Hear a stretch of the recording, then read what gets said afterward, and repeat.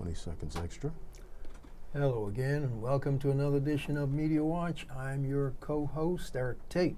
I'm Bob Anthony. And I'm Raymond Peterson. And once again, we're pre-taping the Thursday before our Monday air date. And I guess we're going to take a look at some of the stuff that's percolating in the news. Since the show is called Media. Oh yeah, this show is brought to you by the good graces of Manhattan Neighborhood Network and EVT Educational Productions. I keep forgetting to do that commercial. Yeah. But yeah, Media Watch, so let's talk a little bit about media and how media has been handling stuff. First of all, let's talk about the media and how the media has been handling stuff. You've got a story that normally we wouldn't want to be reporting, but because we need to report it, let's talk about it. There are a couple of stories we got to talk about. First one being Stays busy. Yeah, the April Ryan story jumps right out. Yeah. Right.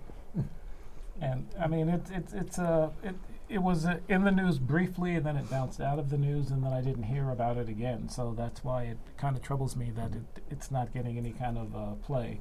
And I guess I have to say that I'm an April Ryan fan because I know what she absorbs from the administration. I know what she takes from Trump. I know that she's actually received death threats and whatnot. But in this case, she was having an event in a hotel in New Jersey, and she did, for whatever reason, her bodyguard physically ejected another reporter, took his video camera, and then physically ejected him from the hotel. And up to this moment, she hasn't had anything to say about the incident, at least not that I've heard. And for a journalist at that level, that bothers me a lot. Yeah, what I read, part of the story I read, one of her comments was, when she is giving a speech, she just does not have coverage or something to that effect. And my question is, what do you mean? It's in a public forum that was designed to publicize something that you invited the public to. Right. What do you mean you don't have coverage? Was there any explanation for any of that? No, and she had an event close to where we're taping at the Time Warner Center about a year ago to promote her new book. And at that time, she said essentially the same thing. Please don't live tweet this event. Please don't Facebook Live.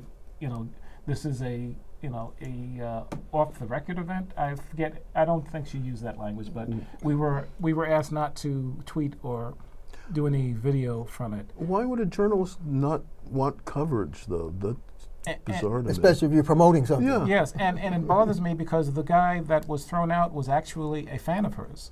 He had actually organized some anti-Trump events, and he had registered to cover the event with the PR agency that had organized the event. So he was cleared, he had credentials, and they said, come on down. And he had a camera. And he had a video camera, and the camera had been running through most of the event. And it's on YouTube. It's a couple of videos. I was going to have to see that. There's a YouTube video and there's a security video that basically shows the same thing. Her bodyguard approaching the reporter and taking the camera, which kept rolling as he walked away with it. Good, I'm glad he kept rolling. And the security camera catches him physically twisting the arm of the reporter and physically ejecting him from the hotel as the hotel security watched in sort of amazement.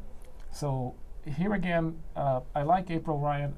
I feel for the work she does, and the suffering, the pounding she takes from the far right. But this I don't get. Yeah, that's kind of surprising to me, and I'm not happy about a member of the press acting more like a member of the Trump administration than a member of the press. Right. So, but hey, we have to call them like we see them, and when they need to be called out, hey, we have to call them out. Right, and we've complimented her more than more than once about the fact that she is a hard-working journalist who tries to do her job, and while she's trying to do it, she usually gets attacked and maligned by this current administration. Right. So she, of all people, should not be doing that kind of stuff. But, there are things that have been happening of late, and I actually, I don't want to keep blaming the guy in the White House, but because he does such strange things, it makes people go to strange extremes that they shouldn't go to, because the other night I was watching MSNBC, and sure enough, Lawrence O'Donnell came on and he was saying something about a story that had gotten uncovered with some investigation. And it turned out that he had a source with Deutsche Bank, and the Deutsche Bank source had given him some information pertaining to some particular loans that the president had gotten from Deutsche Bank. And what he said as he was leading up the story was, I must reiterate that this is from my source, my Deutsche Bank source. It's only one source. Now, right away, my eyebrow went up. So it's only one source, but I'll warn you that it wasn't confirmed by NBC News, and only my source has given this to me, and I have no other confirmation from Deutsche Bank. And then he proceeded to tell us a story about the loan and the co-signers and all that. And it turns out that, as you and I, as we all know, where we come from, you need more than one source, because one source is hearsay. Right. I mean, you need at least two, preferably three. Bingo. In the games that we were raised in, and the organizations we were raised in, if you don't have three confirmed sources, they're not going to run with it. Well, you got two if you saw the document as well. Right.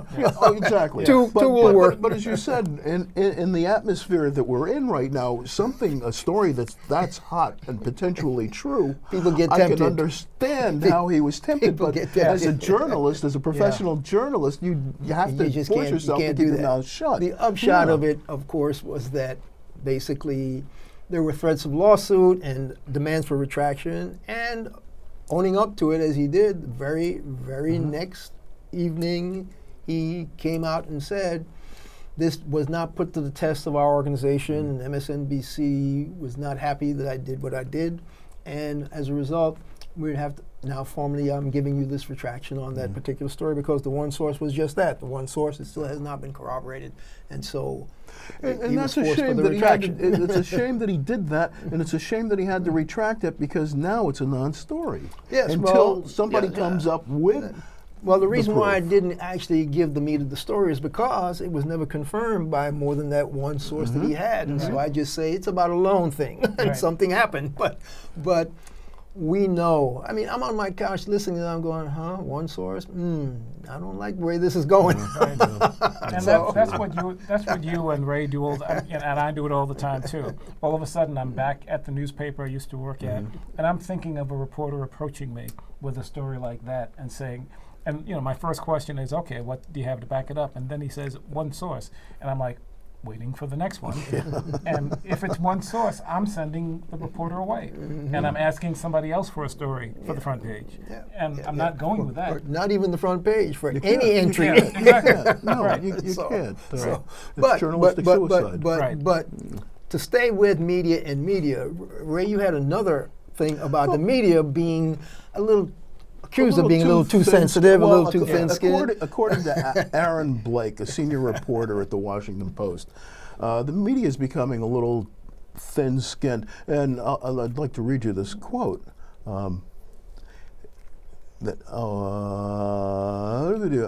He's saying, but there is also a tendency to label most every criticism of the media as an attack on the free press. That makes it sound like Trump is attacking our very freedoms and our right to criticize him, when often he's just complaining about coverage. He goes on to say, it's an important distinction, but it's a hard one to make in the case of a president who has stated his desire to erode some press freedoms. Yeah, well, the background to the quote is the fact that, Bob, I think you and I talked about this the other day, the Trump supporters have now launched a campaign to dig into the online accounts of working journalists. And their families. And their families. And basically what they're trying to do is to find anything to discredit these people about anything good, bad, no, not even good, anything bad, terrible, racist, or just pure stupid that they may have tweeted, Facebook posted, or anything that would put them in a detrimental light, so that they can then throw this in the face of the media companies that these individual journalists work for. Of course. But and the bottom line is to stymie their attempt to go out and pursue any story at all. Right, they want to intimidate the journalists. This is blackmail. Okay. So we understand that. So here, what he's saying is, and I agree with him, if in the past you have said some bad things, you need to own up to it. Right. Okay? Absolutely. But your family doesn't work in your journalistic organization. So they're Exactly. not supposed to be digging into your family, so I'm not I mean, rubber stamping the fact that they're right, digging into people's No, families. of course, even organized crime doesn't do that. They may come after you, but they don't come after your family. Unless you know. really did something bad, then they Yeah, wipe but out everybody in you your gotta family. have- It's got to Okay. be So, but- extremely egregious. But to Yeah. go back into the whole thing, because the whole bit about thin-skinnedness, there was another example from a New York Times op-ed writer, guy by the name of Bret Stevenson, who basically billed himself as Mr. Libertarian, Mr. Free Speech Defender, et cetera, et cetera. And he's always telling young people who are talking about, I want my safe space in my college. I don't want it invaded by some hardliner, right-wing preaching all kinds of stuff. And he says, well, they have the right to do that themselves because of free speech. Some college professor talked about the fact that they were talking about bed bugs at Doral on the Trump thing, and how Bret Stevenson got to be the bed bugs at Doral. This college professor said, no, it's not a bed bug infestation, just Bret Stevenson. He's a bed bug. I mean, the fact that Bret Stevenson was called a bed bug by some college professor, for me, is humorous, because we've been called all kinds of crazy things in our lives as journalists. Right, that's just a new one. But his response is what caught this guy's eye when he was talking about it. Stevenson wrote the provost or the individual who has hiring and firing rights over this particular college professor to put him on notice that his employee was calling a journalist a bedbug in an effort to use his cachet with being a New York Times op-ed writer to put this guy in Dutch with his employer at the college. So, I mean, bedbug? You're going to get upset, write a letter to somebody's boss about that? Guess who gave him the biggest pushback? The provost guy. No, OAC. OAC discovered that Stevenson had written this thing because the professor actually published the fact that this was written to his provost and the whole bit. OAC said, oh man, this is the guy who's calling other people snowflakes? He can't stand being a bedbug? OAC meaning? Ocasio-Cortez. AOC, Alexander Ocasio-Cortez. Okay, AOC, right. I keep forgetting these shorthands might confuse our viewers. Right. So she really pushed back on him, and basically, as we were talking earlier, if you can't stand bedbug, you couldn't grow up in my neighborhood. So Couldn't grow up in my house. I mean, as you progress as a journalist, your skin thickens because it better. because people test you. You would think, yeah, true. You know. But journalists have never been put upon as much in any other administration. This day's about being enemy of people. It's got people really spooked. Oh yeah. I mean, yeah. but you make a good point because the intimidation has gone from physical to online. And Exactly. I remember a meeting I had with the Milwaukee mayor with like all of his staff there, trying to read my notes as I took them and asking me to repeat what he said. So I made sure I got the quote down, and I just said I got it down. But it was an attempt to manage that meeting. Right. That's Make exactly sure I was going to report what they wanted me to report, and that was physical because his he had some big guys on his staff, and but now it's like you said, it's online. So Media Watch again. Another interesting story is one that I actually saw online myself, and then it came across another Daily Kos feed. Kos is one of those aggregators online folk. They tend to be more left-leaning than center or right. But they research well. They research well. They bring stories out that might fly under the radar. But I saw the original New York Times story, right? And I read the headline, and I said, Tea Party? Who the hell's talking about the Tea Party these days? That was the first thing that went through my head. Well, it was Paul Krugman calls out his own paper's fatuous coverage of Tea Party movement. That's the Daily Kos headline. And basically, it's the very interesting thing that we just lost internet coverage. So see if we can bring back MNN1 public. But the bottom line was Krugman was saying, why would the Times even think about making the Tea Party even relevant? And just quote Krugman. Oh God, are we still pretending that the Tea Party was about small government and concern about budget deficits? It was always, from the beginning, about racial anger, opposition to big government only to the extent that it helps those other people. Which is basically the headline for the Times story was, the Tea Party didn't get what it wanted, but it did unleash, and it unleashed a whole bunch of racial turmoil in the country, because basically that's who they were. But guess what? The headline for me is wrong, because as Krugman says, academic research confirmed the obvious. The idea that the Tea Party had something to do with notions of fiscal responsibility was a fairy tale told by centrists who didn't want to acknowledge the true ugliness of the modern U.S. right. The true ugliness being their racial tendencies, their racist tendencies. Okay. And so the interesting thing is Krugman's calling them out for even trying to still pretend the Tea Party was about being fiscally responsible and not because as the national deficit gets to how many trillion? They're saying what happened to those Tea Party people who were worried about big government and government spending. Well, Krugman is saying stop pretending. They weren't about fiscal conservatism. They were all about racism. And he's right. Yeah. Now the Times has come under, and I don't have them in front of me, more than once for the last few months, their headlines have been challenged by op-ed pieces. I mean, I don't know how thin the copy editing is at the Times right now, but some headlines have been redone between editions. Didn't we, one of our stories that we talked about the last time when they had to change the headline? Yeah. About how Trump had reacted to... And they watered it down to the point where the people were saying, no, that's not what I saw. And so I know the copy editing corps over there is smaller, but still, it needs...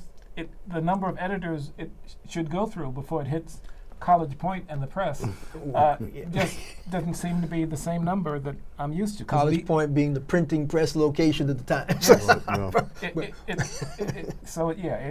stunning. A lot of people are some people are taking the night off because these headlines should have been seen by more people. Well, here's the deal that we keep trying to reiterate because of our show being what it is, Media Watch. We're always trying to be on top of the media and what they're doing and not doing correctly. And the bottom line is we have to be more vigilant about how we do our job. We have to be so much more grounded and correct about what we give to the general public.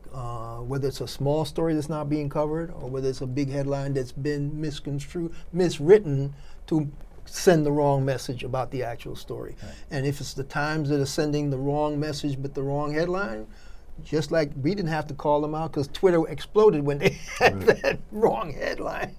But just like Paul Krugman personally called them out on this Tea Party story. And sometimes we actually have to call them out when nobody else calls them out. Right. And we've been known to do that at times. But sticking with media and the reason why we have to be as vigilant is because you were saying this guy's been assaulting the free press. He's been calling us fake news, etc. There was another story that I saw on my Yahoo feed, and basically it was about Chris Cuomo calling out the new one of the new press people for Donald Trump, a lady by the name of Kayleigh McEnany, okay? And the thrust of the I've heard that name. Chris Cuomo thing, okay, let's see. What? Basically, he had her on his show. He was interviewing her, right?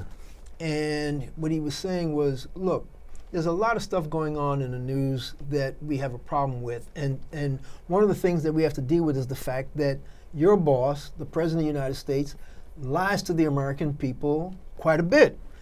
And her response was, No, the president never lies. Okay? So when he got that from her, his IFB fell out. So he had to fumble with his IFB and said, that was so bad it knocked the IFB right out of my ear. When I read that line, I really I was laughing. But what she was saying basically was, it's the press that lies, not the president. So the interview, the feed, which I believe ran on the Huffington Post, picked up what the CNN exchange was interview over. Cuomo cuts off Trump's spokesperson over wildest claim yet. Wildest claim being, oh no, the president doesn't lie. So the exchange was a back and forth between her and he had basically ended by saying, look. You can always come back on this show, but you understand that you won't have any credibility if you keep coming on our show, meaning his CNN show, and lying to us, because it means you're lying to the American people just like your boss lies to the American people. And she's still insisting, well, the president doesn't lie to the American people. No, it's the press that lies. So I thought that was quite an exchange. I would have loved to have seen that. She's a new hire? Evidently. I'd never heard her name before. Then I assume she said that at her interview. She must have told the interviewer that the president never lies. You're hired. I'm sure, to get the job at the White House. Yeah, okay. I'm sure that's what she said. Kayleigh. I'm going to spell her name for the folk out there. She's a young, blondish-looking kind of lady. The Fox News. Kayleigh McEnany. Kayleigh McEnany.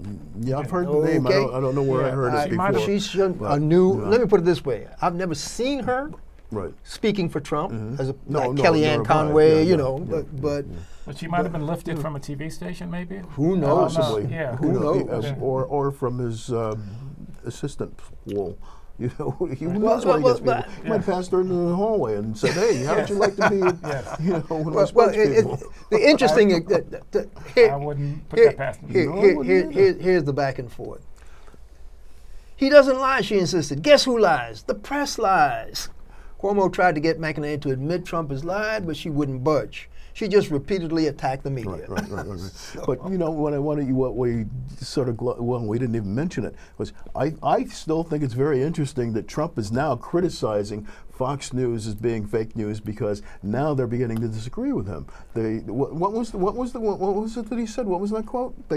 Fox no longer works for us. when I heard that, I almost fell out of my chair laughing. He finally admitted that the Fox News fake news network actually works for the White House.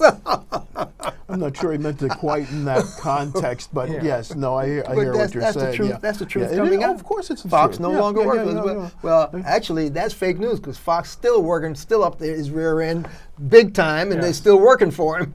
But because they're not 110,000% up his rear end, he now thinks they don't work for him. And his other followers should take a look at that. The moment you do or say something that he doesn't like, you're cut you off. Instantly. There's a vicious tweet. Most of them are too stupid to get that, I think. Yes. I hate to say that, but they prove it time and time again. They think he's great. They're dying. The farms are going down the tubes. The miners in West Virginia, they're not back in the mines. And they still think that this guy is the best thing since sliced bread. And I'll never get that. So PBS had. So they must be stupid. Had the head of some local, farmers association on the air just yesterday. Yeah. And he was speaking about how they got behind Trump when they heard about the campaign, when he said he was going to help the farmers. But the tariffs are kicking their butt. Oh yeah, my goodness gracious! And he said out loud that they have to think about supporting whether them. they can support the him silos again are full. Yeah. The grain's going to rot. Yes. I mean, these people are trying to figure out how they're going to make their mortgage on their farm equipment. Yes. How much time we got? Because there are a couple of other things we got need 3 minutes and 20 seconds. Really? Okay. Well, there are a couple of other stories. There was a great story that I saw. Alabama Republicans are urging that Representative Ilhan Omar be expelled from Congress. No. What The, else? the What else Alabama is new? State Republican Party yeah. Okay. has commissioned their congressional delegation to go to Washington and make sure she gets kicked out of Congress. Heck, they've been standing on the Senate floor calling for that. Astounding. Hey, quote, Representative Omar has engaged in rhetoric that explicitly runs counter to American values and patriotism. Please. That's the so quote. sick. That's the way the resolution I reads. think I'm going to be So, Yeah, it's so it's stomach churning, but expected. yeah, but the interesting thing was I saw her response to that. And her response was really interesting. She went, well, I was overwhelmingly elected by 78% of the 5th district of blah, blah, blah in Minnesota, not the Republican Right, Party of right, Arizona. And so, since it's a representative democracy, I think I have every right, I'm paraphrasing now, to Yes. represent my constituency.